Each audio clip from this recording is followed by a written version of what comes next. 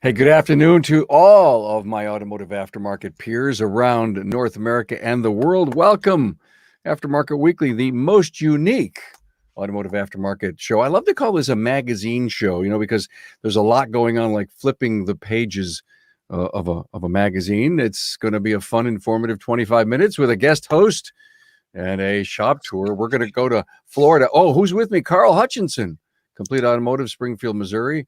And we're going to go out to Englewood, Florida, near the Sarasota area, and speak to Kathleen Callahan. We're from the Dorman OE Fix Studios. Glad to have you all here as we start off here with episode 43.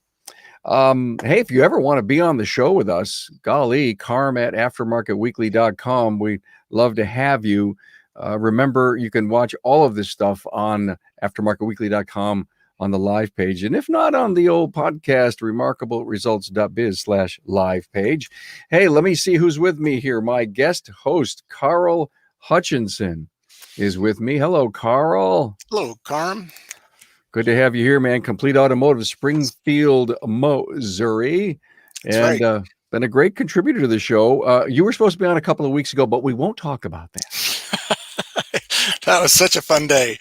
I think the whole nation was having fun that day. It was a crazy day. That was one of the worst snow days ever. Yeah. And imagine there never needed to be a snow day called because all the kids were home anyway, right? Right. Great.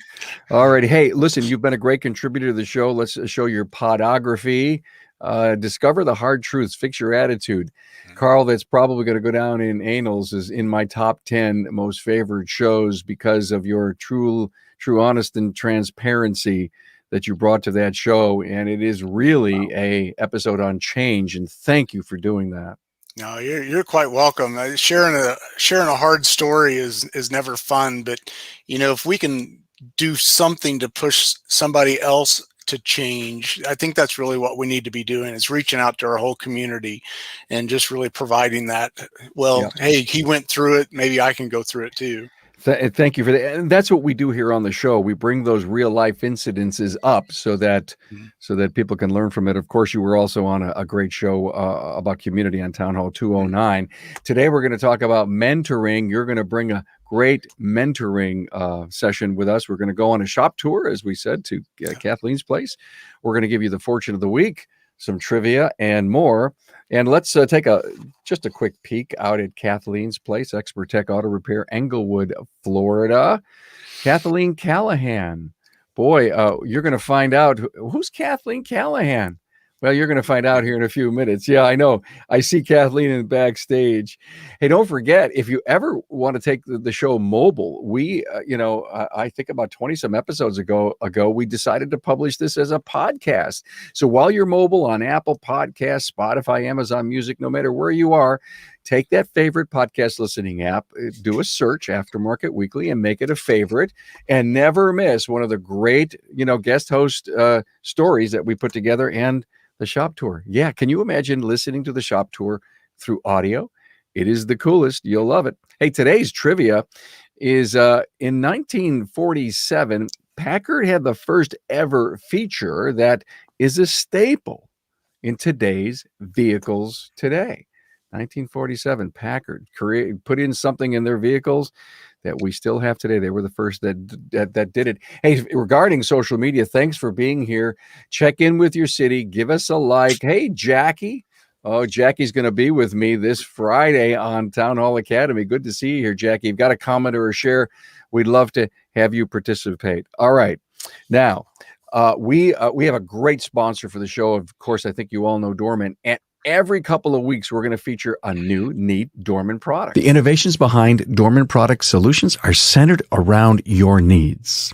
Dorman has revamped the traditional wiper motor and transmission assemblies by combining them into one unit instead of two, therefore creating a complete repair rather than using individual components. The wiper motors and transmission assemblies have been combined into one installation. Now, how many times has a customer asked for a fix where only one component is broken and a week later they're back in because the other part failed? Now, there's no more need to worry about managing refurbished parts or replace individual ones. This innovation saves the customer 35% on total repair time. So save yourself the headache when working on the motor or the linkage. Fix the problem completely. Do the job once and make happy customers. This product is available for various makes and models. Chances are that if you're in the market for one, Dorman Products has you covered. Want to learn more about Dorman's innovations? Visit dormanproducts.com/tour.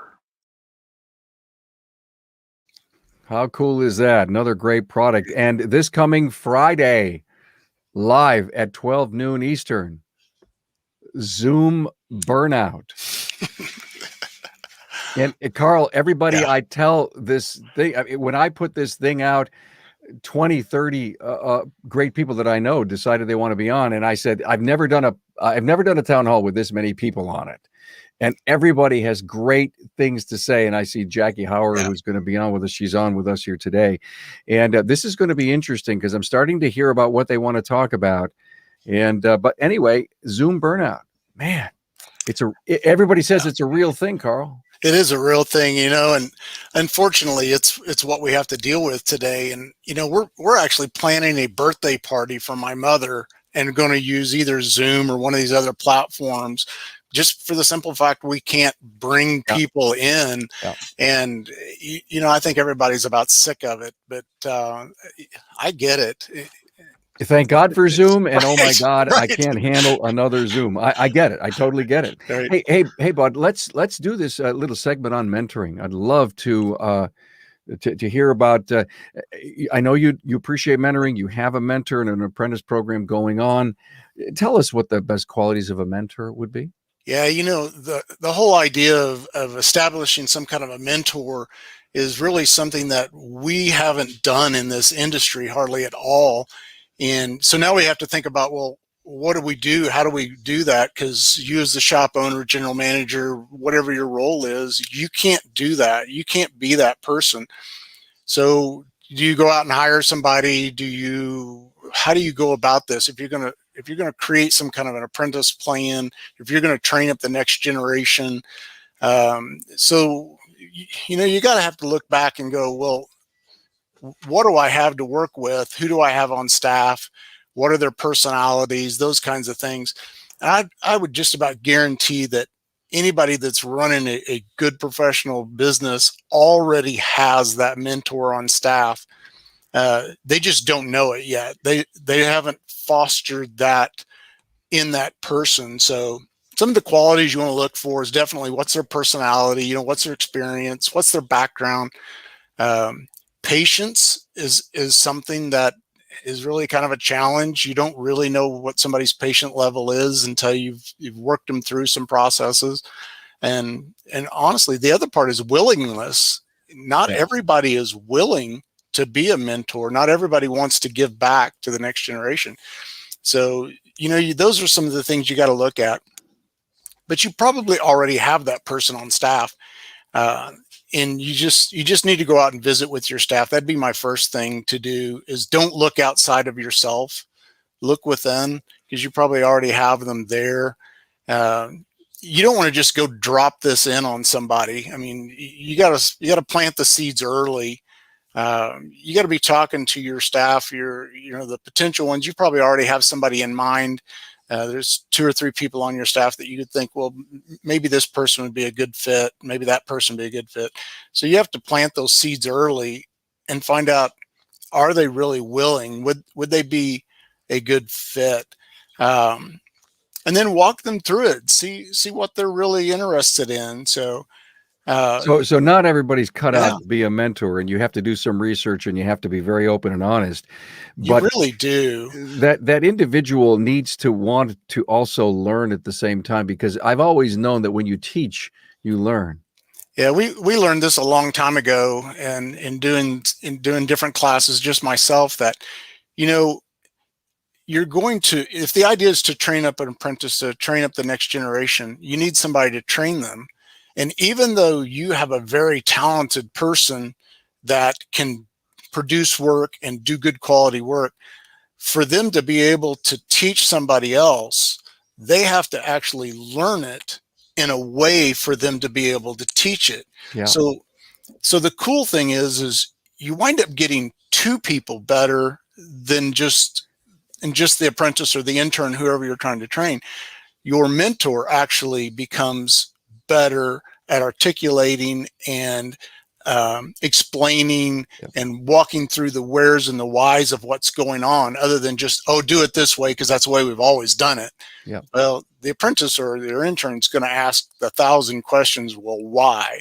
Yep. And that person is, if they can do that, then they actually become a better person too. So you wind up training two people, which is really kind of a cool thing. Thank you for bringing that up, because what I've always known that. And one of the things I talk about a lot on the show is if you send a technician away for a seminar, be it online or leader led in person, and they come back to the team, ask them, hey, would you give us 15-minute synopsis of what you learned? You may be the expert now in our company in this particular area of technology, but can you teach it to our people? And then that helps solidify in a very big way, solidified. So thank you for that. Now, you got to create a plan for the mentor. He just can't go as, oh, I'm the mentor now. So you got to plan it out. Yeah, the one thing you don't want to do is you don't want to just hire somebody and go, oh, you're the apprentice and you're going to be the mentor, and just go wing it.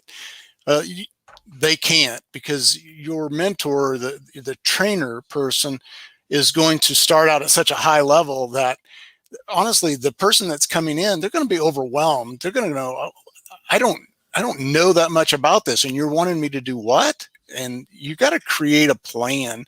And so the best thing you can do is just sit down and figure out, well, what do you want the end result to be? What do you want this person to wind up being in whatever given amount of time, if it's 6 months, a year, 2 years, or whatever your plan is, and then work it backwards to where do I need to start? And then figure out where this person is that you're bringing in, that you're asking your mentor to do.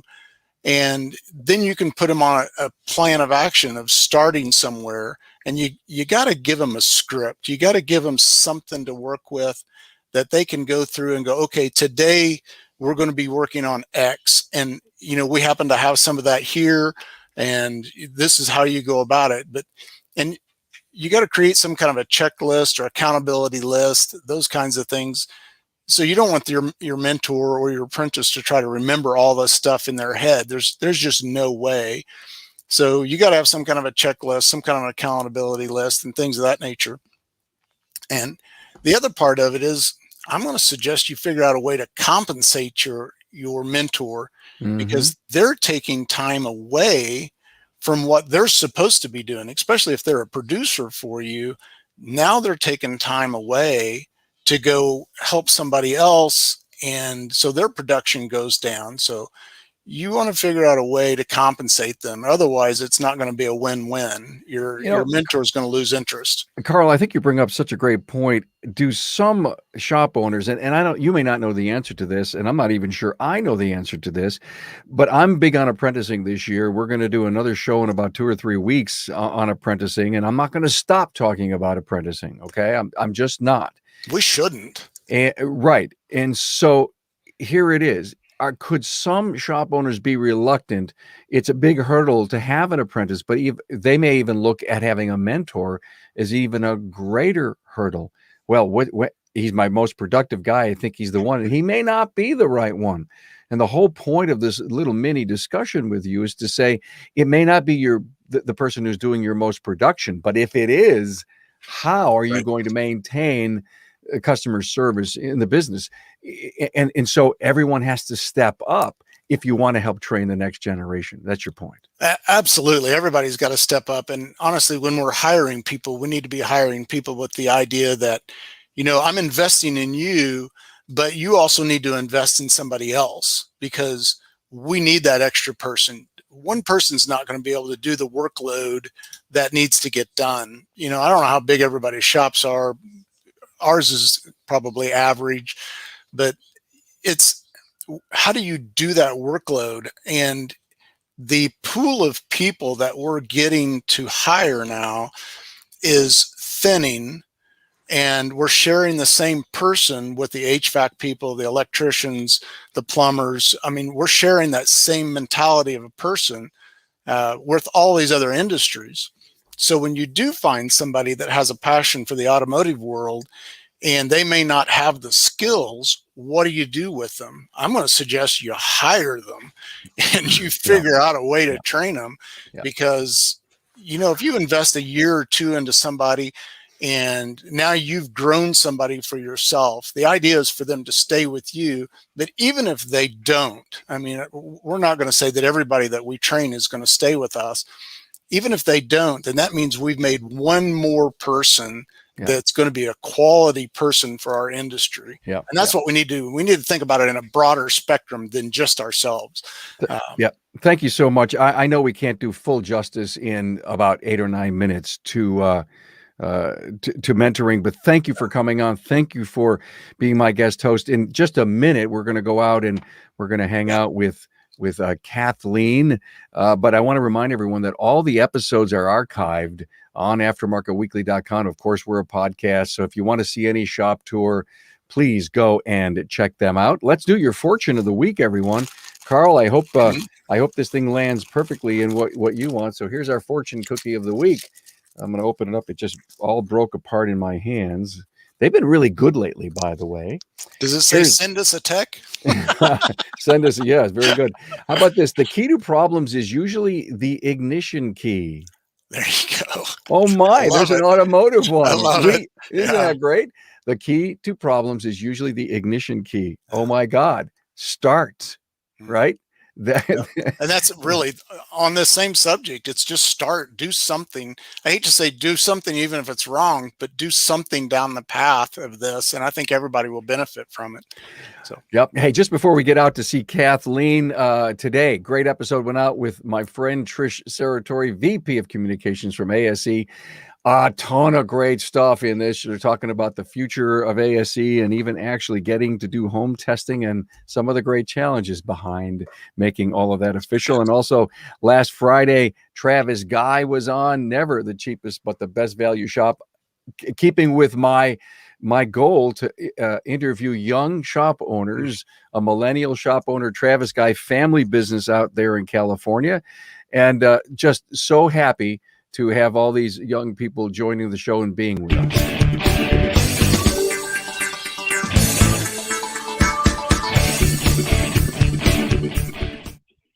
Hey, guess who we've got? Kathleen Callahan. The world knows you by Kathleen Tarsick Callahan, right? Yes, they do. Yes, they do. It is almost official that I am dropping Jarsick and going back to my maiden name, which is Callahan. Well, she's been a great contributor to the show, a very prominent person in our industry. So, Kathleen, thank you for wanting to share your great business with us. Oh, thank you for the invite, Karma. I'm really excited to share all of this sunshine with some of you guys that are out there in the Great White North, for sure. Sunshine. I get it. Sunshine. Sunshine. Florida, both 80 mine degrees. And the actual sunshine. Yeah. We're getting two for the price of one. Well, give us the tour. Let's take the tour. I'm going to flip you around here. All righty. There we go. Here's the front of the building, and I'm going to mask up. So bear with me just a second, because we are in the middle of, still making sure our clients are protected. Got it. So here we go. Hey, look, a customer. Hey there. Good morning. Come on in. Let me get the door for you. So this is our client waiting area, where we have clients and coffee and drinks and a very comfortable sofa. The idea here was to make it feel like your living room and not be too automotive. So then we're going to come out here, and I'm going to unmask now because we're outside again, which is nice. This is my service advisor area. This is Jamie. Hi, Jamie. She is the one that makes all of the magic happen. So, and then that is my office. You really don't want to see beyond that door because, well, let's be honest, it's ugly. All right. And here is my shop. Bay number 1, we do most of our oil services here. 2, got a flat back there, back to there. I mean, it's really it's just a box. It's a very tight box. It is. You can tell that we definitely have space. Is at a premium here. So, and of course, I have to show off my pride and joy, which is my client restroom, Oh, which is so pretty. The old one was it's so nice. ugly. Got some nice art on the wall. Very nice. Very nice. Yeah. So, I mean, it's hard to take up 8 minutes when you only have like a 63 by 63 box, but exclusive info. We are in the middle of the plans for an addition for 3 more bays. Oh, wow. Hopefully by the end of summer, we will have 2 lifts. My building is only 14 feet tall, so it is really limited in what we're able to service as far as height goes. So we're going to go up 16 feet with the lifts and hopefully do some truck business and get a little bit more capacity through here and be able to help a little more of our community out and do truck work and really low vehicles and all of that fun, happy stuff. So a question, that new addition, is that going to be brought inside, or are you going to have access from the outside? No, so we are going to have to, it can't touch this current building because of building code. Oh. So, yeah. So unfortunately, we are going to have to build it about 3 feet off, and we'll have access to it through our bay doors. They'll have to go outside to go inside. So, okay. You so know, you're fighting code. I am. Code. Yeah, down here, apparently the county, I'm going in the office anyway. The county will not allow us to have outdoor lifts anymore. They have to be fully enclosed. Okay. So that turned it into a full metal building project, which, you know, it'll give us a little more storage space as well. So I'm kind of looking forward to it. So, well, it's a great way to grow your business. Instead of, adding a branch. In your particular case, you probably have enough business to make that happen. And obviously you're going to have to staff it. Are you worried about finding staff?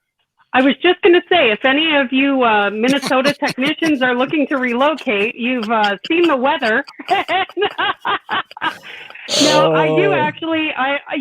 Most shop owners out there, I'm constantly recruiting and looking for talent because we know that there's a shortage.